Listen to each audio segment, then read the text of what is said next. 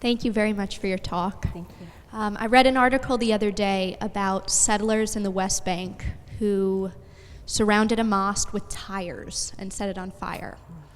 And it was the 5th time this year that something like that had happened. So definitely sympathetic to everything you said about the IDF being one of the sources of this problem. But I guess how would you respond to how individual citizens on the ground are still very much acting out this violence apart from the national security regime? Yeah, it's a great, important question. I mean, that's why I'm here, because I think people don't change unless their peers and people in their community challenge them to change. You're seeing more and more of this. I'm ashamed and embarrassed to say, like on Daily Clout, the citizen journalism site we run, there's a photograph, I think it's in Hebron or Ramallah, where the Palestinian Authority had to put netting over the streets because Jewish settlers lived on the upper floors. They were throwing garbage on Palestinians and dirty diapers, and there's just something about a photograph where you're looking up at the garbage, that has been thrown down.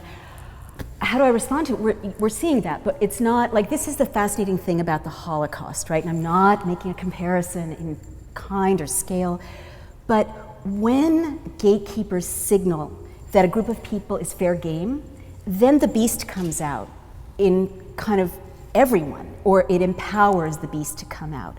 And this is the human condition. It's not about Jews, it's not about Germans, it's just the horrible human condition, which is why it's so important for voices like yours to be raised if you disagree with this in a Jewish context.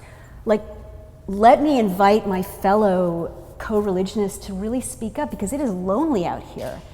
Like, there are 6 of us. I mean, there are many, many, many, not in so public a context, who object, of course, but a tipping point is reached when, thousands of people say this is not okay, and thousands of people show up. I mean, there are all kinds of things you can do. I have a T-shirt that says "I Heart Gaza."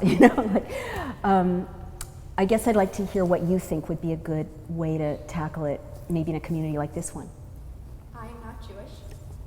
Sorry, I lost this. I'm not Jewish, unfortunately, in terms of the co-religion, but there are a lot of people here at Oxford through the Middle East Center that I think would be good people to talk to if you haven't already. Fantastic. Abby Schleim and a few others would be very, I think, interested to get involved in this case. Thank you so much. Thank you. Yeah.